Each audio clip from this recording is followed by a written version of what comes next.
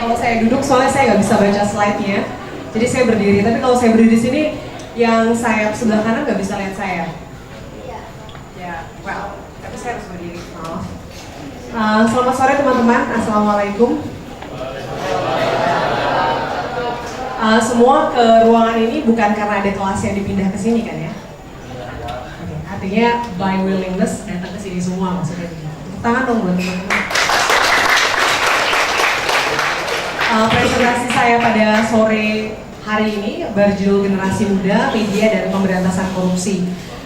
Kenapa judulnya ini? Karena memang ini yang paling menurut saya sangat dekat, relevan dengan generasi muda hari-hari ini. Oke, sedikit, ini udah dipasang?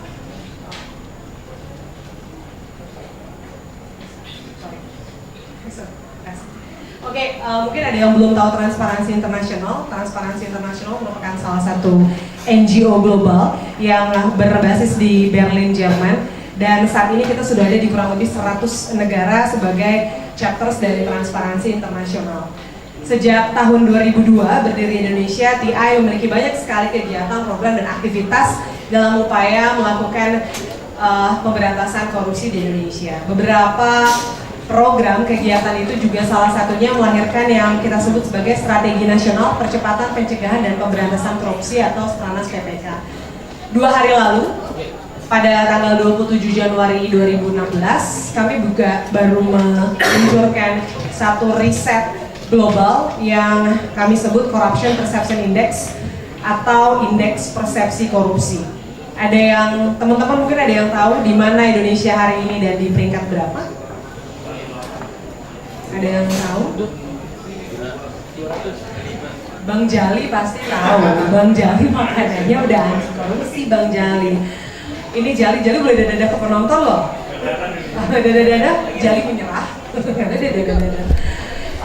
Jadi kita CPI atau Corruption Perception Index itu adalah salah satu measurement atau salah satu pengukuran yang melihat persepsi bisnis atau swasta terhadap korupsi di negara tersebut. Indonesia pada tahun 2015 ada pada posisi 88, sebelumnya 107 di tahun 2014. Boleh tepuk tangan?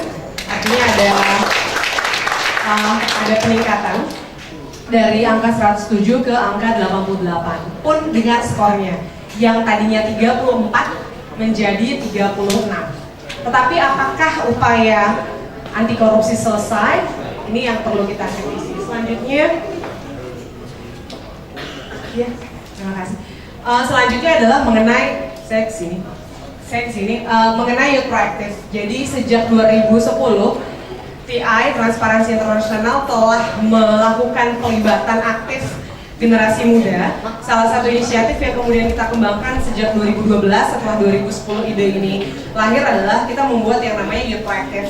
Youth Proactive adalah salah satu inisiatif melibatkan anak muda, tidak hanya dalam upaya pencegahan, tapi bagaimana mereka aktif dalam pengawasan pelayanan publik misalnya.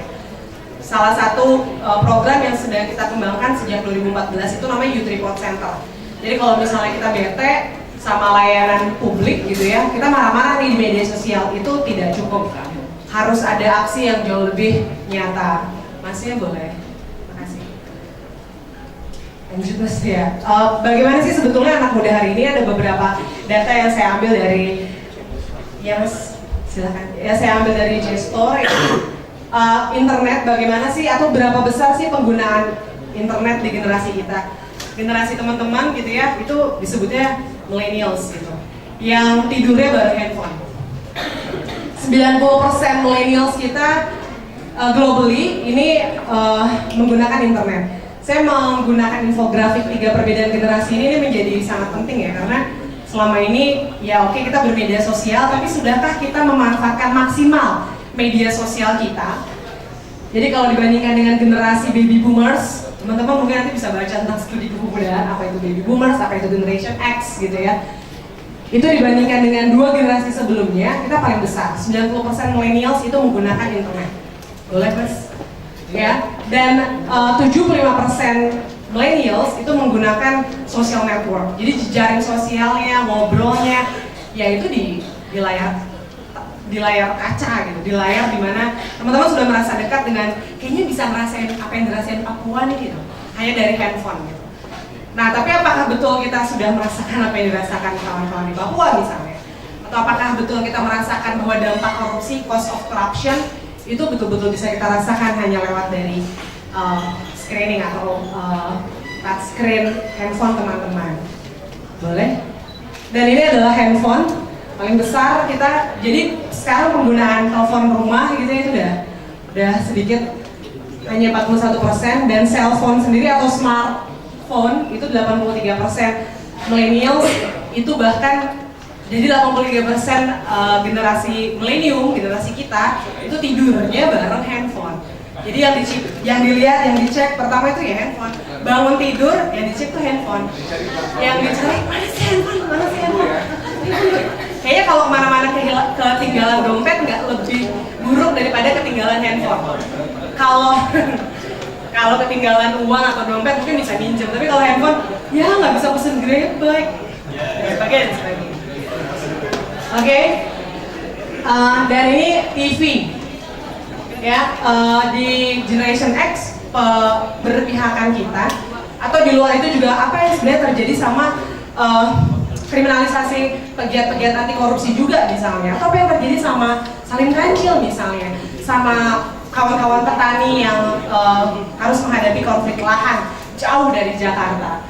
Siapa sebetulnya pemilik media hari ini penting sekali dipetakan. Hanya dimiliki oleh 12 pemilik modal besar gitu. Sehingga sosial media sebagai salah satu alternatif harusnya bisa kita utilisasi, seharusnya bisa kita gunakan. Maka siapa sebetulnya pemilik media pada hari ini? Iya Mas ya, oke. Ya, orang-orang ini boleh terus Mas. Oke. Dan profil atau katakanlah pemilik media-media ini kita tahu adalah juga bagian dari dinasti politik, bagian dari oligarki, bagian dari orang-orang yang ada di partai. Penentu kebijakan ke depan menurut saya pasti ada di balik orang-orang ini. Tetapi apakah kita yang ada di luar, generasi muda yang jumlahnya 30% dari total populasi di Indonesia bisa merebut ruang-ruang publik itu, bisa mengklaim ruang-ruang publik itu dan menentukan keberpihakan atau standpoint-nya. Dalam hal ini, dalam konteks ini adalah pencegahan dan pemberantasan korupsi. Ya, kenapa sih anak muda perlu terlibat? Ini pertanyaan yang pasti selalu diulang-ulang dan akan dibahas nanti lebih panjang dalam proses ini. Selain kita merasa dari TI ya, kita merasa penting 15 sampai usia 30 tahun, ini berdasarkan Undang-Undang Kepemudaan nomor 22 tahun 2009, dan kita melihat bahwa melibatkan